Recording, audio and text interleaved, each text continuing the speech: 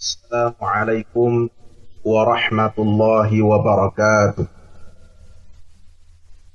Innal hamdalillah nahmaduhu wa nasta'inuhu wa nastaghfiruh wa natubu ilaihi wa na'udzu billahi min shururi anfusina wa min sayyiati a'malina.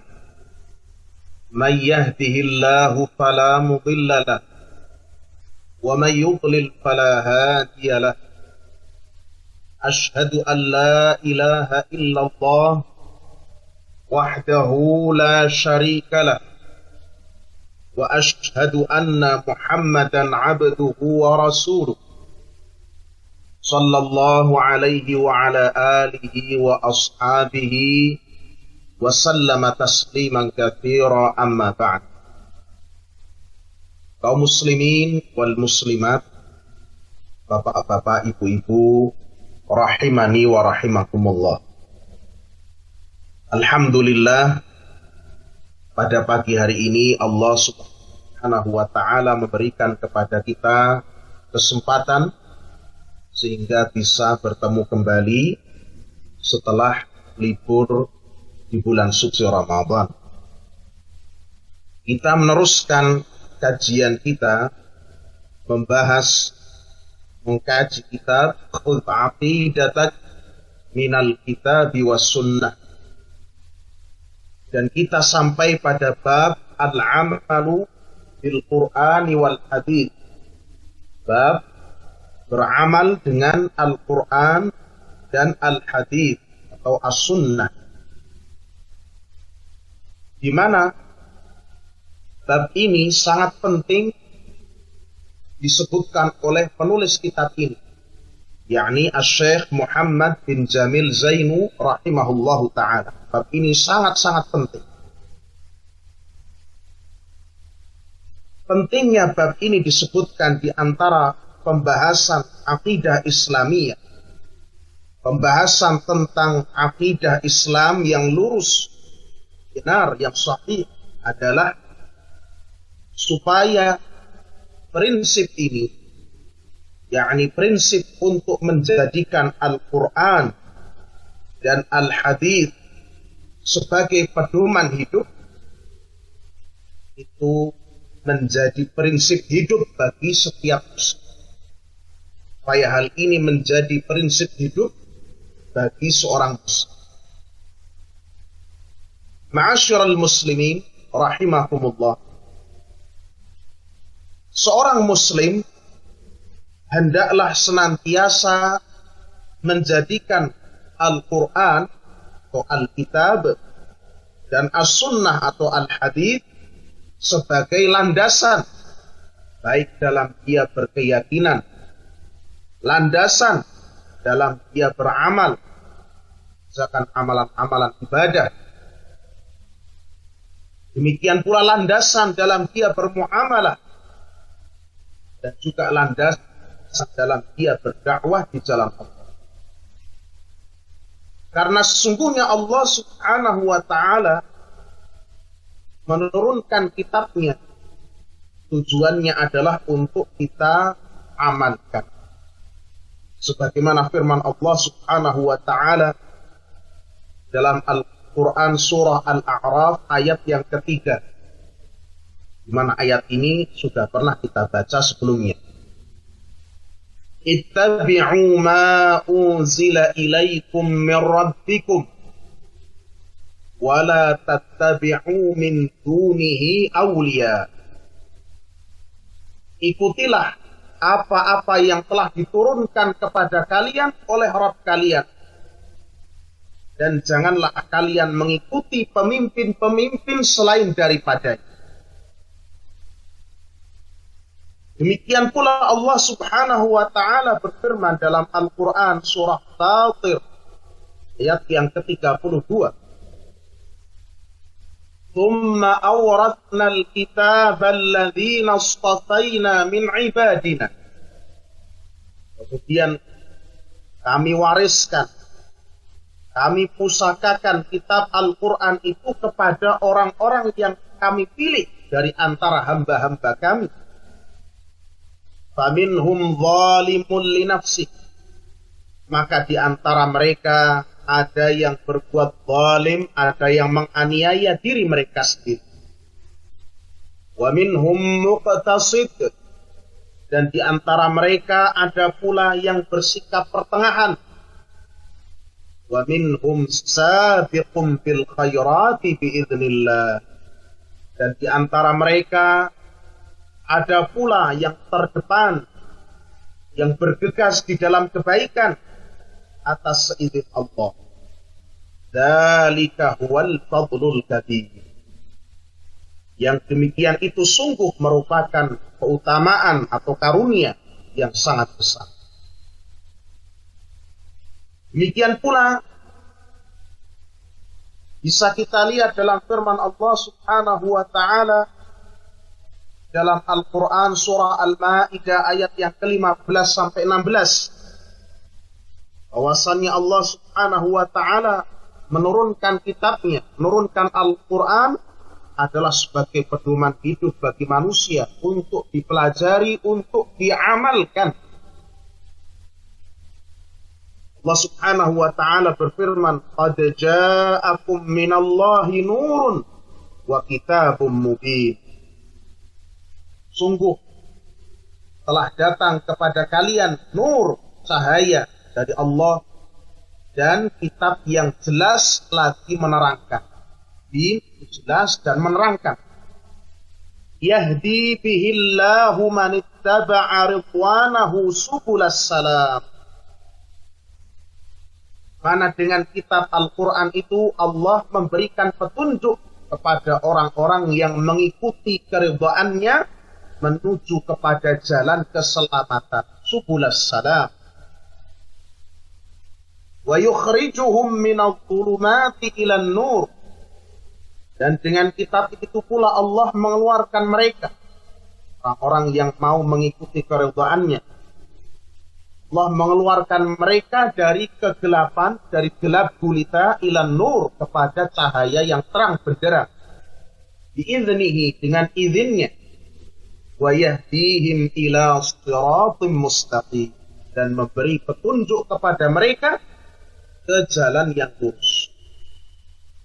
Ayat-ayat ini menunjukkan bahwa Al-Quran, kitabullah, turunkan agar kita menjadikannya sebagai landasan dalam kehidupan kita, landasan dalam kita berkeyakinan, landasan dalam kita beramal, landasan dalam kita beribadah, landasan dalam kita berdakwah, landasan dalam kita berakhlak, dan seterusnya untuk kita amalkan. Demikian pula dalam Al-Quran Allah Subhanahu wa ta'ala juga memerintahkan kepada kita untuk mengikuti sunnah Rasulnya, sunnah Nabi Muhammad sallallahu alaihi wasallam. Sebagaimana firman Allah dalam surah Al-Hasyr ayat ke-7. Wa ma atakumur rasulu fakhudhuhu. Dan apa-apa yang diberikan kepada kalian, yang diperintahkan kepada kalian oleh Rasul, maka fakhudhuhu, maka ambillah, maka kerjakanlah. Wa ma nahakum anhu, dan apa saja yang beliau larang kalian daripadanya, fantahu, maka tinggalkanlah. Wattaqullah, tutup ayat ini dengan perintah untuk bertakwa, perintah untuk takut kepada Allah. Dan bertakwalah kalian kepada Allah. Innallaha syadidul iqab. Sesungguhnya Allah itu amat keras siksanya.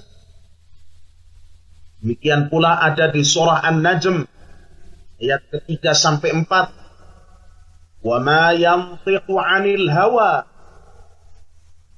yang diucapkan oleh Muhammad sallallahu alaihi wasallam itu tidaklah bersumber dari hawa nafsunya. In huwa illa wahyu yuha. Tiada lain yang diucapkannya itu adalah wahyu yang diberikan kepadanya. Bahkan Allah Subhanahu wa ta'ala menyebutkan bahwasannya diturunkannya atau dibacakannya, diajarkannya kepada kita Al-Quran dan As-Sunnah oleh Rasul Shallallahu Alaihi Wasallam itu adalah kenikmatan yang amat sangat besar. Allah Subhanahu wa Ta'ala berfirman dalam Al-Quran surah Ali Imran ayat ke-164. Laqad manna Allahu 'alal mu'minin. Perhatikan. Laqad sungguh manna Allahu, Allah telah memberikan kenikmatan, memberikan karunia yang besar 'alal mu'minin, kepada orang-orang yang beriman. Idz ba'atsa fihim rasula, ketika Allah mengutus tengah-tengah mereka seorang rasul. Min anfusihim, rasul dari kalangan mereka sendiri. Yatlu alaihim ayatihi, di mana rasul itu membacakan untuk mereka ayat-ayat. Wa yuzakkihim, dan mensucikan mereka. Wa yu'allimuhumul kitaba wal hikmah, dan mengajarkan kepada mereka Alkitab. Apa itu Alkitab? Al-Quran. Wal hikmah, dan mengajarkan untuk mereka al-hikmah, yakni apa? Sunnah Rasul Shallallahu Alaihi Wasallam. Bagaimana jelaskan oleh para ulama, termasuk Al-Imam Syafi'i dalam kitab beliau Ar-Risalah. Wa ikanu min qablu lafi dhalalim mubin, padahal sebelumnya mereka berada dalam kesesatan yang. Di dalam ayat ini Allah Subhanahu wa Ta'ala menyebutkan bahwa diturunkannya, diajarkannya Al-Quran dan As-Sunnah oleh Rasul yang diutusnya itu adalah kenikmatan yang besar, yang bisa membimbing manusia dari kegelapan atau gelapnya kesesatan menuju kepada terangnya petunjuk dan hidayah. Maka yang wajib atas setiap muslim dan muslimah adalah berusaha untuk mentadaburi, mempelajari, mengkaji Al-Quran dan Sunnah, mengamalkan Al-Quran dan Sunnah, amalkan apa-apa yang terkandung di dalamnya, menjadikannya sebagai pedoman hidup, dan mengedepankan keduanya atas semua perkataan-perkataan manusia, menjadikannya berada di atas semua akal pikiran, pendapat-pendapat, ide-ide manusia. Hendaknya setiap muslim dan muslimah merasa cukup dengan tuntunan yang ada pada Al-Quran dan Sunnah, termasuk tidak menambah-nambah atau berbuat kebid'ahan, hal-hal baru dalam agama, baik itu dalam keyakinan atau dalam amalan-amalan ibadah. Mengapa? Karena Al-Quran dan Sunnah itu diturunkan dari sisi Allah Rabbul Alamin, turunkan dari sisi Allah yang menguasai, yang menciptakan, yang memiliki, yang memelihara, mengurus alam semesta itu. Rabbul Izzati wal Jalal, Tuhan yang memiliki keagungan dan kemuliaan. Alimul Ghaibi wasyahadah, Tuhan yang mengetahui segala sesuatu, baik yang gaib maupun yang nyata. Tuhan yang paling mengerti tentang kemaslahatan para makhluknya. Juga apa yang Allah syariatkan, apa yang ada di dalamnya dari tuntunan-tuntunan, maka itu sudah cukup. Itulah yang paling sesuai dengan kemampuan kita, dan padanya terdapat keutamaan yang sangat besar. Janganlah seseorang itu terpedaya dengan apa yang dilakukan oleh banyak di antara manusia. Jangan terpedaya dengan jumlah. Ikutilah Al-Quran dan Sunnah, dan jangan terpedaya dengan apa yang banyak dilakukan oleh manusia. Jangan terpedaya dengan jumlah atau banyaknya orang yang berada di atas kebatilan, Oleh karena itu, seorang tabi'in bernama Al-Fudail ibnu Iyad rahimahullahu ta'ala, beliau pernah mengatakan, alaika bi turuqil huda wa la yadurruka illatus salikin wa iyyaka wa turuqad dhalalah wa la taghtarra bi kathratil hadi. Al-Fudail ibnu Iyad rahimahullah, seorang ulama besar dari kalangan tabi'in, beliau, alaika bi turuqil huda, hendaknya engkau ikuti jalan petunjuk, wala yadurruka qillatus salikin, dan tidak akan memadaratkan engkau sedikitnya jumlah orang-orang yang menempuh jalan-jalan petunjuk.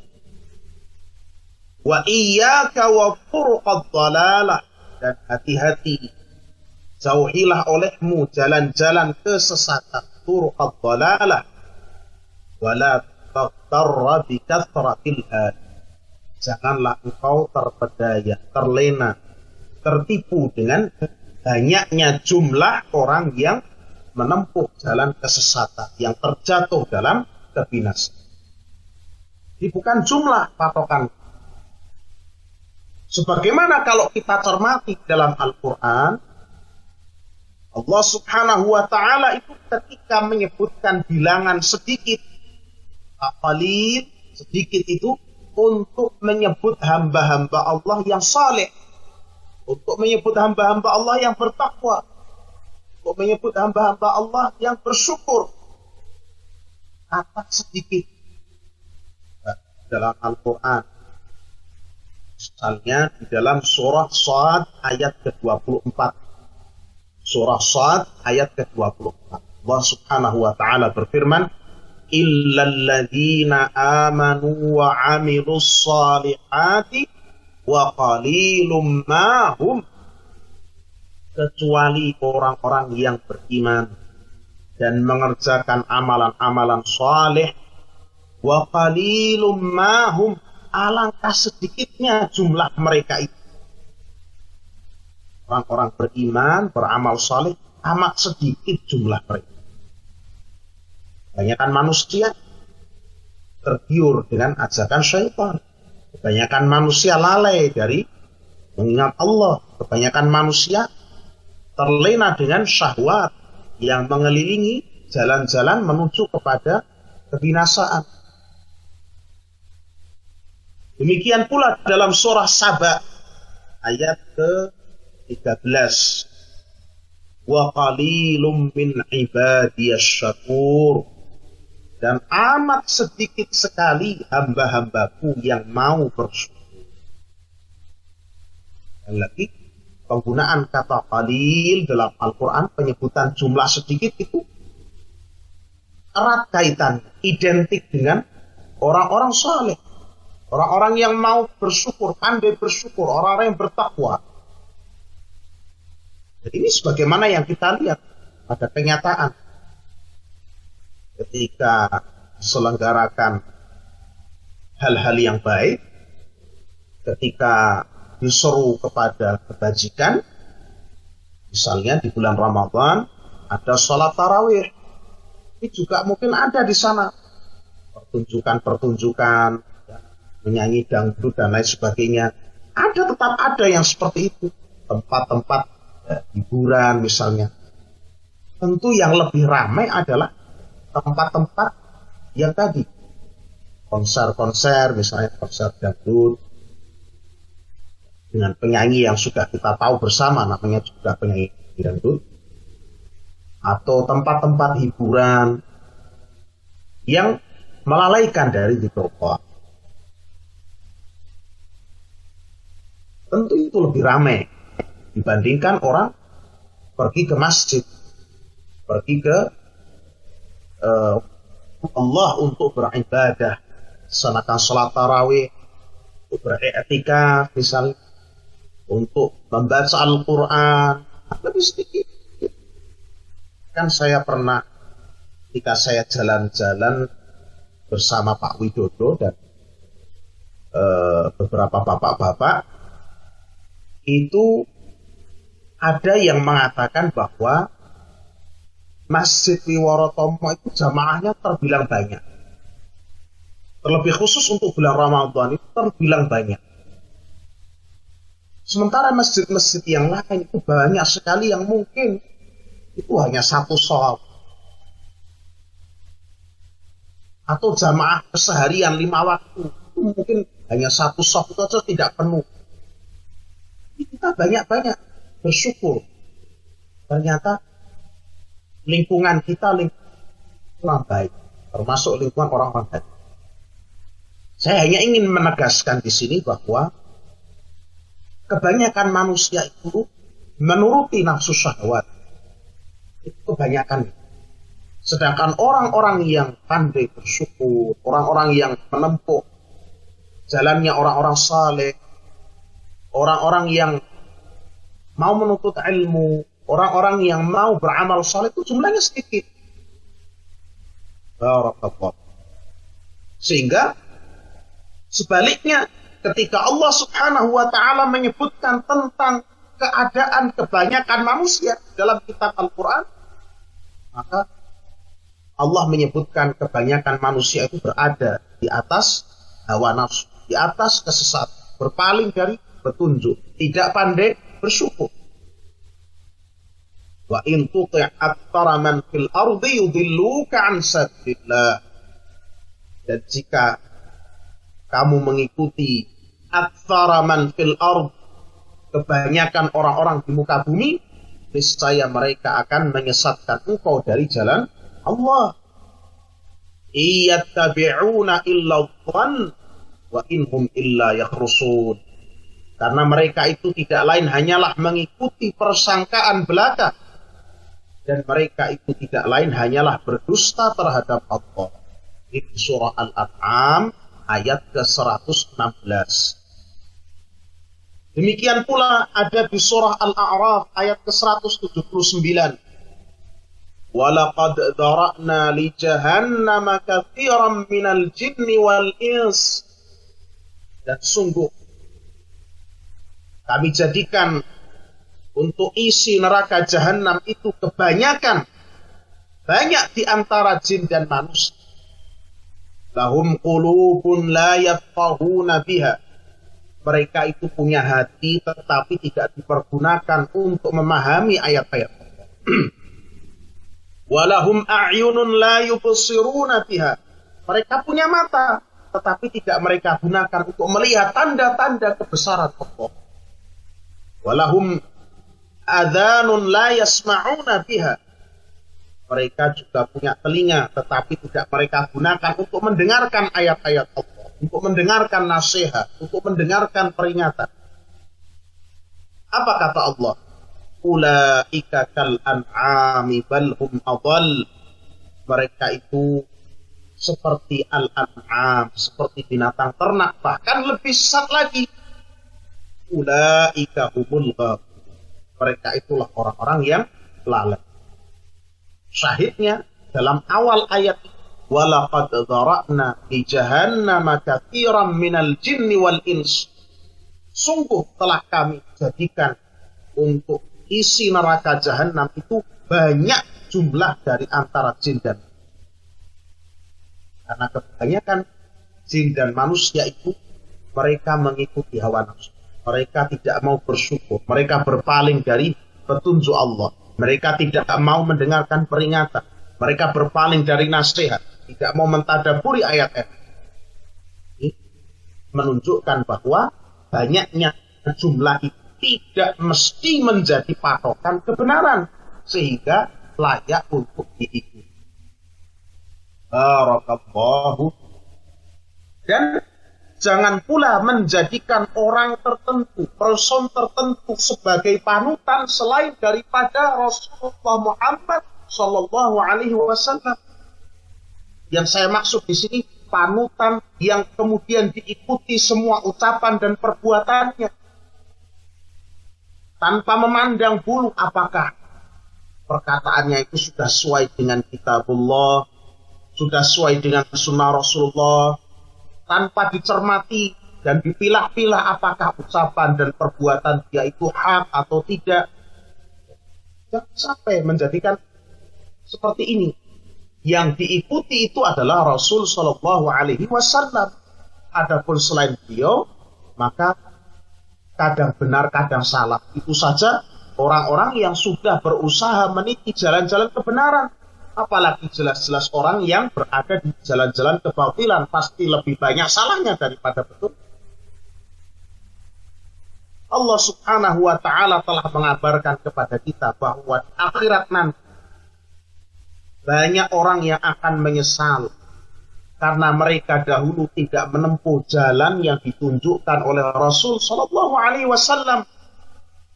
Sebaliknya, mereka justru mengambil panutan lain dari para pembesar mereka, dari para pembesar kaumnya, yang diikuti semua perkataannya, yang akhirnya menjerumuskan mereka dalam kebinasaan. Sebagaimana Allah Subhanahu wa Ta'ala sebutkan di antaranya di surah Al-Ahzab ayat ke-66 sampai 68. Yauma tuqallabu wujuhuhum finnar. Pada hari kiamat ketika muka mereka dibolak-balikkan di dalam neraka. Yaquluna, ini orang-orang yang celaka ya. Yaquluna ya laitana ata'na Allah wa ata'na ar-rasula. Aduhai, mereka mengatakan, aduhai kiranya dahulu kami taat kepada Allah dan taat kepada Rasul. Wa qalu rabbana inna ata'na sadatana wa kubara'ana. Mereka mengatakan, ya Allah, ya Tuhan kami, dahulu kami di dunia itu cuma mentaati para pemimpin-pemimpin kami, para tokoh-tokoh kami, para pembesar-pembesar kami. Fa'adalluna sabila. Maka mereka menyesatkan kami dari jalanmu yang lurus, ya Allah. Rabbana atihim bi'taini minal adabi wal'anhum la'nan kabira. Ya Tuhan kami, timpakanlah untuk mereka azab 2 kali lipat dari yang kami terima, dan kutuklah mereka dengan laknat yang besar. Perhatikan, mereka menyesal karena dahulu mereka menjadikan pembesar-pembesar, tokoh-tokoh, tetua-tetua, pemimpin-pemimpin mereka diikuti semua pendapatnya. Itu sudah tradisi yang berlaku sudah lama, turun-temurun. Mereka meninggalkan seruan Allah, seruan Rasulnya. Akhirnya mereka menyesal. Hal itu menjadi penyesalan mereka di hari kiamat.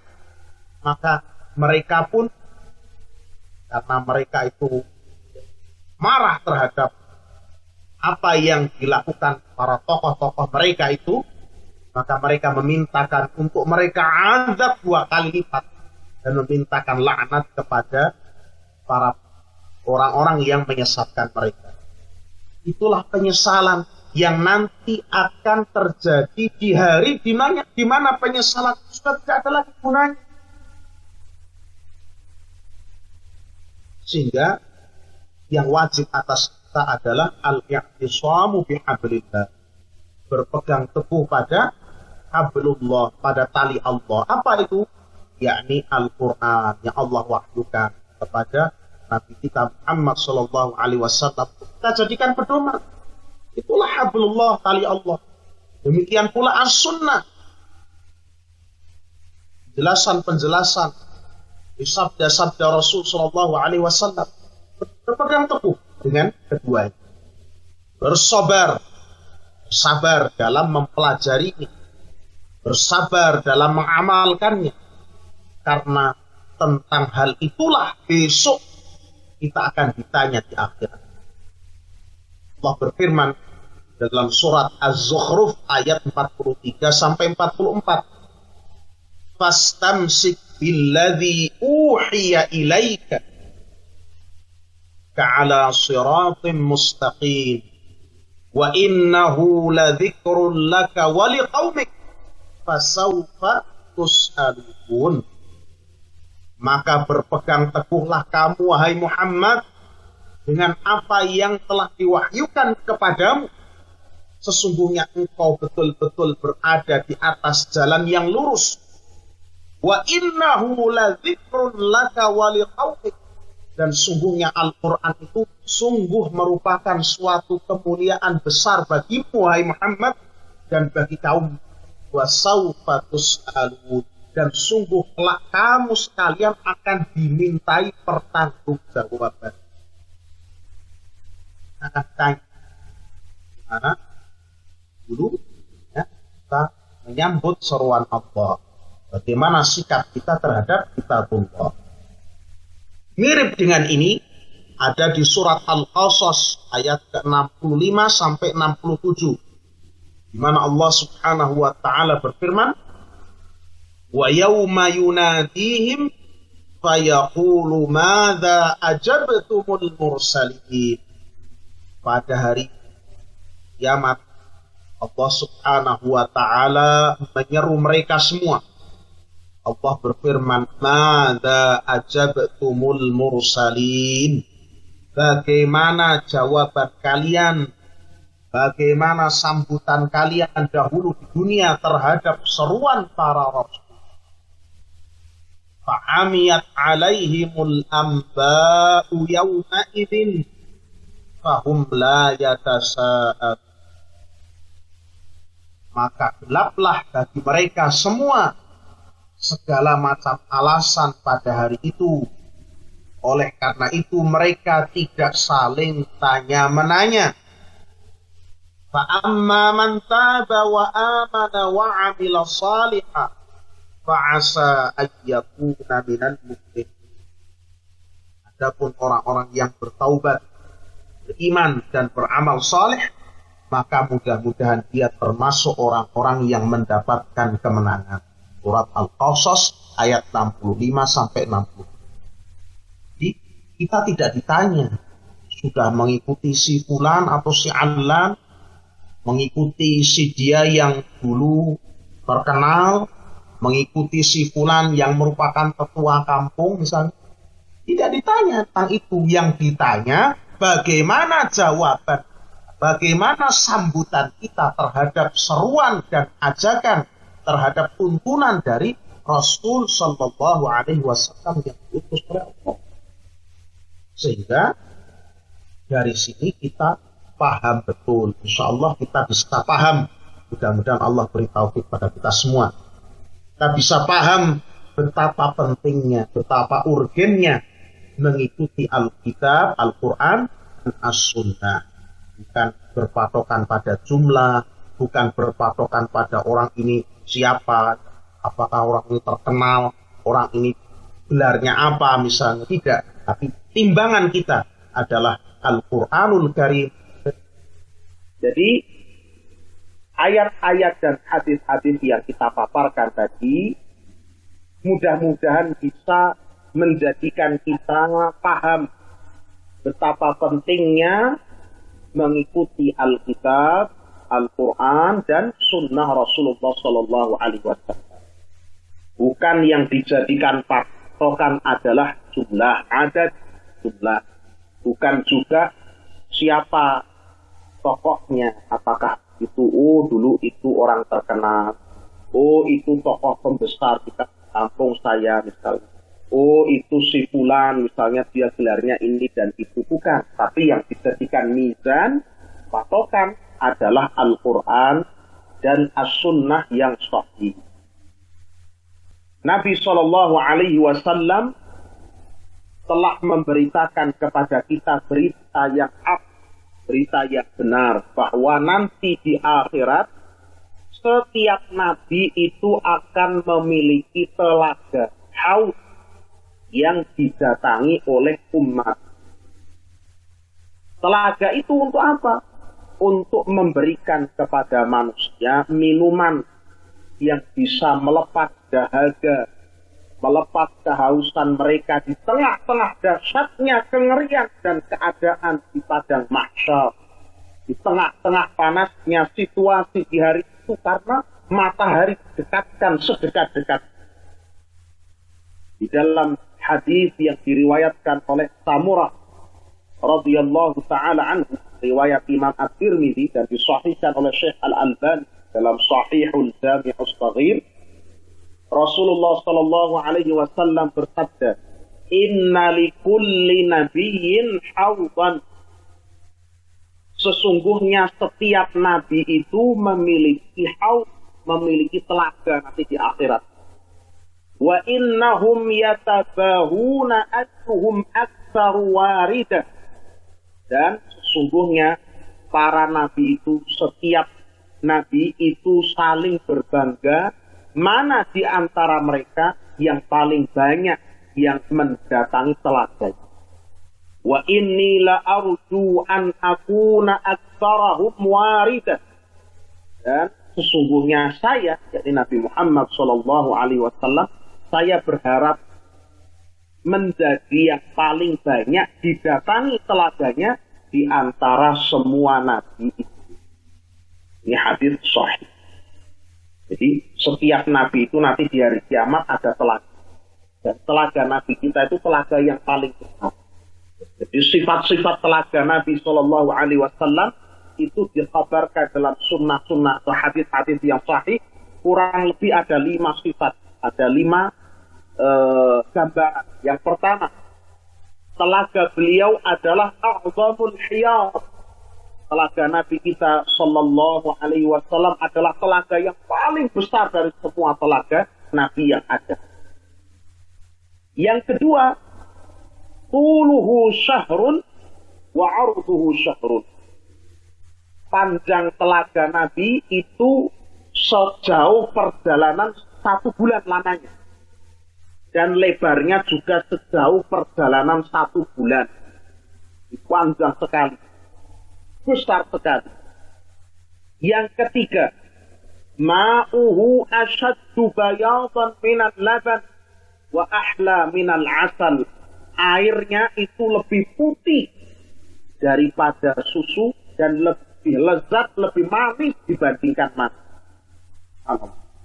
Yang keempat, aniyatuhu adadu nujumis sama.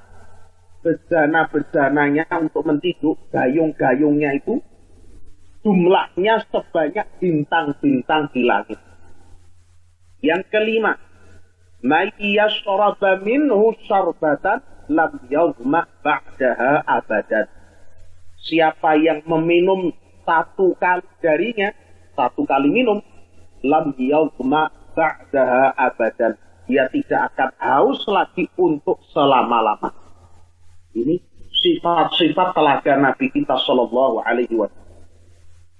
Beliau juga mengabarkan dalam hadis riwayat Al-Bukhari, dalam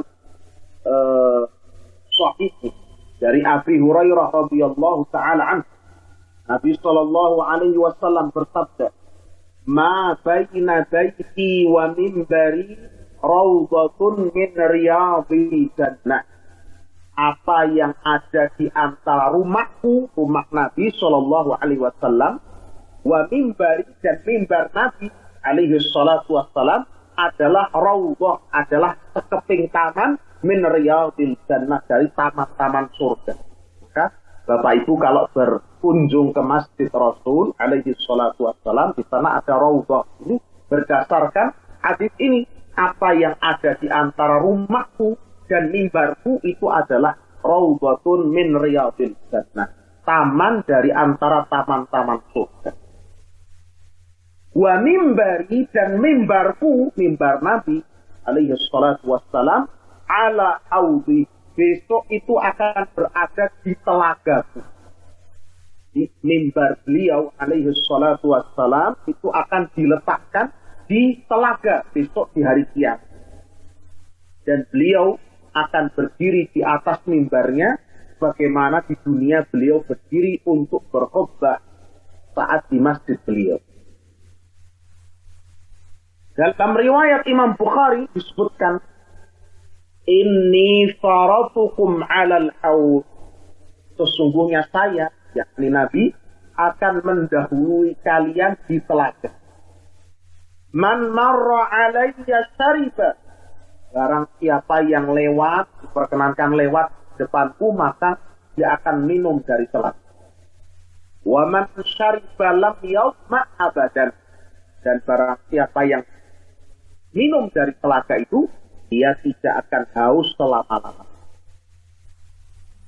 Ini adalah keadaan telaga. Apa kaitannya yang ingin kami sampaikan? Yang ingin kami sampaikan bahwa akan ada orang-orang yang diusir dan dijauhkan dari telaga Nabi Shallallahu Alaihi Wasallam. Nabi kita alaihi salatu wassalam mengkhabarkan bahwa kelak akan ada orang-orang yang dicegah, diusir, dijauhkan dari telaga. Siapa mereka? Mereka diantaranya adalah orang-orang yang mengada-adakan kebid'ahan, membuat-buat perkara baru dalam agama. Pertamanya, ketika melihat mereka diusir, dicegah untuk minum dari telaga, baginda Nabi Shallallahu Alaihi Wasallam berdoa kepada Allah, Ya Rabbi, innahum minni. Ya Allah, bukankah mereka itu termasuk umatku? Maka dikatakan kepada beliau, Innaka la tadri ma ahdatsu ba'dak.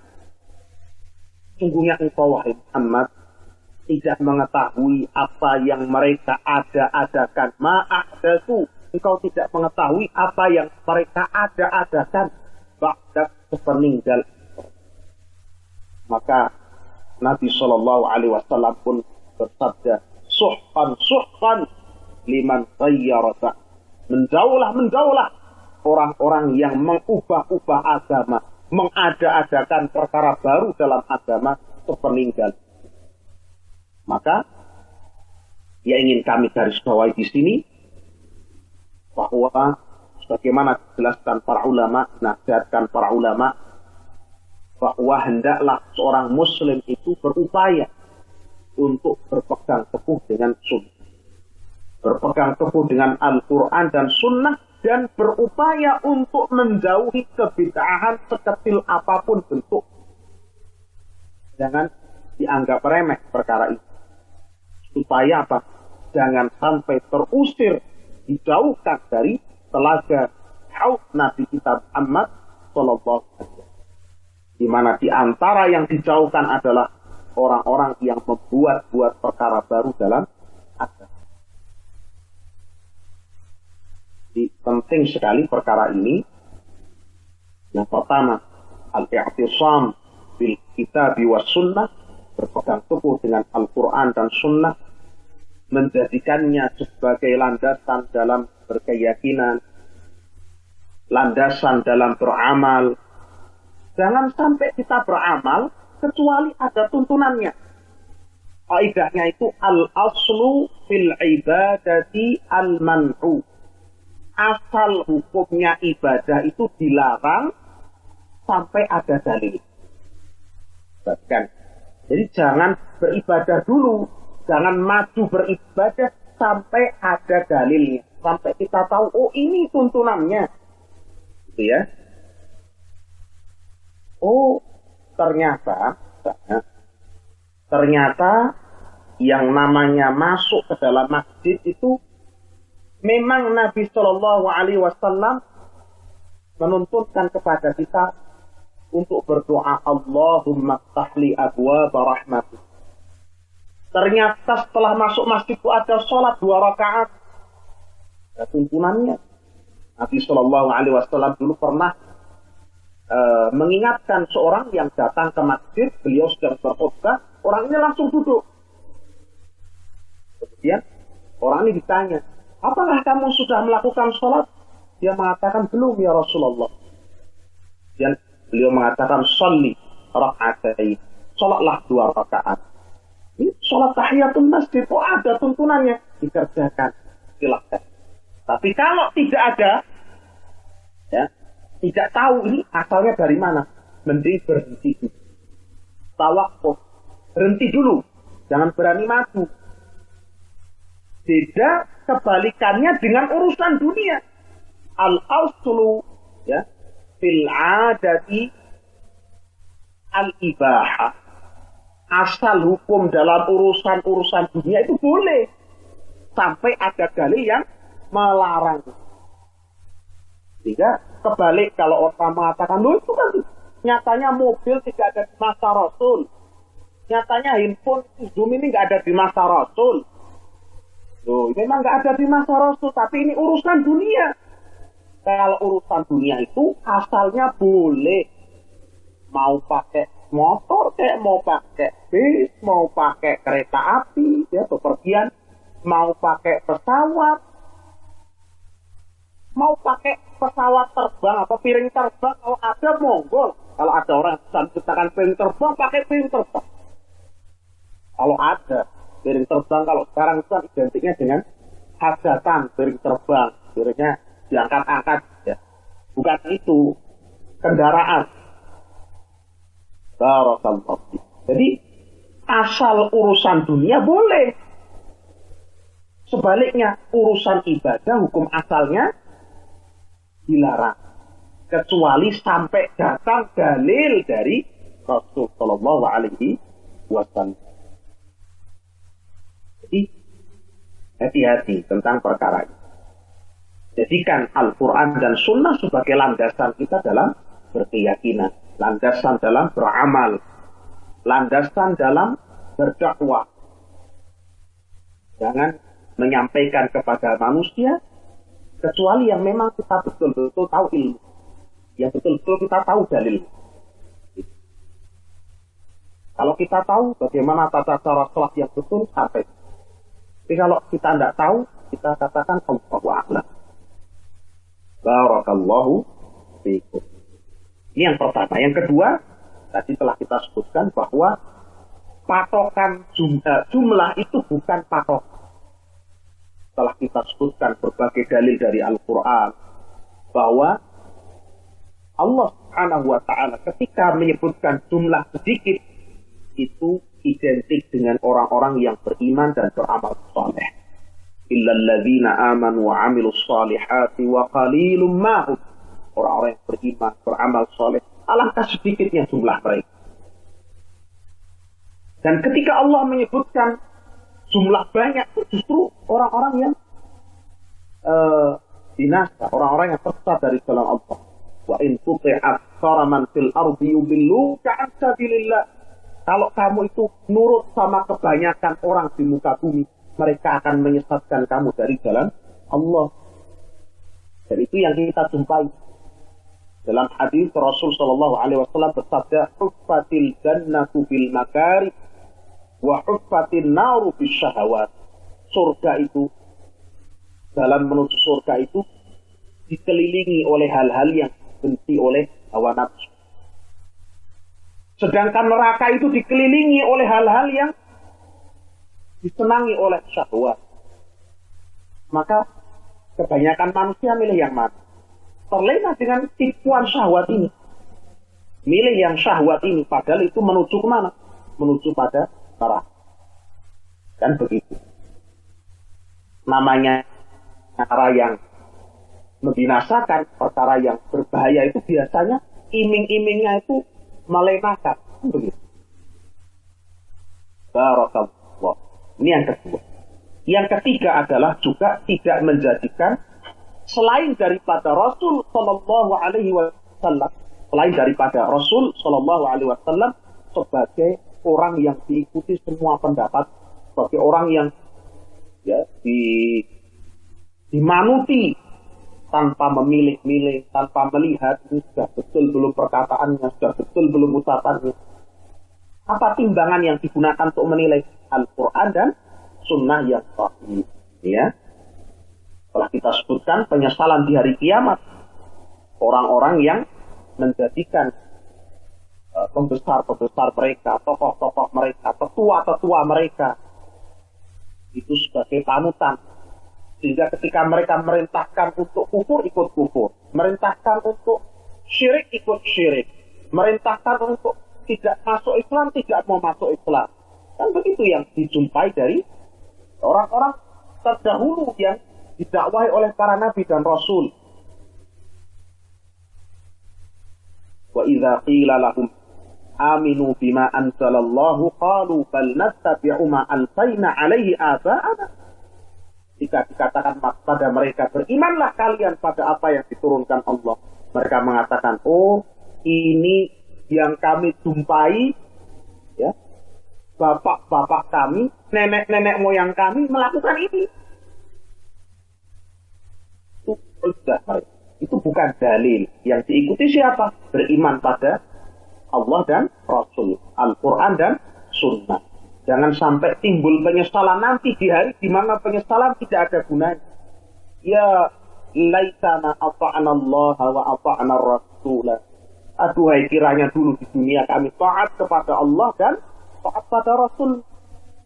Rabbana inna ata'na sadatana wa kubara'at wa adalluna sabila. Ya Allah, dulu kami dunia cuma taat pada pembesar-pembesar kami, pada tokoh-tokoh kami, pada tetua-tetua kami. Mereka menyesatkan kami dari jalan yang lurus. Rabbana atihim dhi'faini minal azab was'anhum la'nan kabira. Ya Allah, timpakan pada mereka azab 2 kali lipat dan kutuklah mereka dengan laknat yang besar. Yang ketiga. Yang keempat, hati-hati terhadap perkara-perkara yang diada-adakan dalam agama. Entah itu perkara yang diada-adakan dalam akidah, keyakinan-keyakinan baru, bid'ah-bid'ah dalam masalah akidah, ya, ataupun dalam masalah ibadah. Konsekuensinya sangat berbahaya. Di antaranya adalah bahwa orang yang berbuat kebid'ahan dalam agama dikhawatirkan termasuk di antara orang-orang yang terusir dari telaga Nabi kita Muhammad sallallahu alaihi wasallam. Kata beliau, suhkan liman ghayyara ba'di. Menjauhlah bagi orang-orang yang telah mengubah-ubah agama sepeninggal. Wal a'yadu billah. Nas'alullah as-salamah wal afiyah. Mudah-mudahan apa yang kita sampaikan ini murajaah yang kemarin-kemarin ya, karena kita sampai pada bab beramal dengan Al-Quran dan Sunnah. Kita review lagi sedikit, kita ingatkan kembali. Ya, saya kira ini sudah berkali-kali kita sampaikan, tapi yang namanya nasihat kan penting. Wa dzakir fa inna dzikra tanfa'ul mu'min. Terus berikan peringatan, karena peringatan itu akan bermanfaat bagi orang-orang yang beriman. Fadzakir inna fa'atiz dzikra. Berikan peringatan, ingatkan. Sungguh peringatan itu akan bermanfaat. Siapa yang mendapat manfaat? Saya zakaru mayyaksa. Saya akan menjadi ingat orang-orang yang takut kepada Allah. Wa yatajannabuhal ashqa. Dan akan menjauh dari peringatan itu orang-orang yang ashqa, orang-orang yang celaka. Siapa mereka? Alladzi yaslan naral kubra. Orang-orang yang akan masuk ke dalam api yang besar, api neraka. Tsumma la yamutu fiha wa la yahya. Kemudian mereka tidak hidup di dalamnya dan tidak pula mati. Tidak hidup dengan hidup yang tenang, hidup yang bermanfaat, karena terus-menerus disiksa. Ya. Tidak pula dikatakan mati, karena mati sudah disembelih. Dari kiamat nanti kematian itu akan didatangkan dalam bentuk kabus, ya, kambing hibas yang besar. Kemudian kambing itu disembelih sehingga tidak ada lagi kematian setelah itu.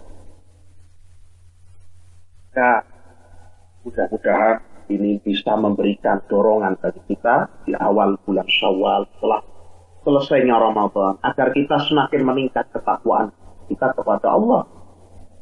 Jadi antara bentuk ketakwaan itu adalah seorang berupaya untuk terus istiqamah di atas Al-Quran dan Sunnah. Ingat, kita tadi membaca firman Allah, wa ma atakumur rasulu fakhudhu. Apa-apa yang diberikan Rasul, diperintahkan, diajarkan, ambillah. Wa ma nahakum anhu fantahu. Dan apa yang beliau larang, maka tinggalkan. Wattaqullah. Dan bertakwalah kalian kepada Allah. Ini termasuk ketakwaan. Wattaqullah. Bertakwalah kepada Allah. Innallaha syadidul iqab. Sesungguhnya Allah itu maha keras siksa. Kita tingkatkan. Termasuk di antara bentuk ketakwaan yang paling tinggi. Mengikuti istiqamah ittiba pada Al-Quran dan Sunnah. kita berupaya untuk istiqamah di atasnya dan memohon pertolongan Allah agar kita diberikan kemudahan untuk bisa mengikuti Al-Quran dan Sunnah yang sahihah, dan juga diberikan kemudahan taufik agar bisa meninggal di atas ittiba', di atas sunnah, di atas Islam, di atas tauhid. Nas'alullah as-salamah wal afiyah. Subhanakallahumma wa bihamdika asyhadu an la ilaha illa anta astaghfiruka wa atubu ilaik. Wa sallallahu wa sallama wa baraka ala nabiyyina Muhammadin khairil mursalin wa ala alihi at-tayyibin at-tahirin wa man tabi'ahum bi ihsan ila yaumiddin. Terima kasih atas kehadiran Bapak Ibu sekalian. Mohon maaf bila tadi ada gangguan. Wassalamualaikum.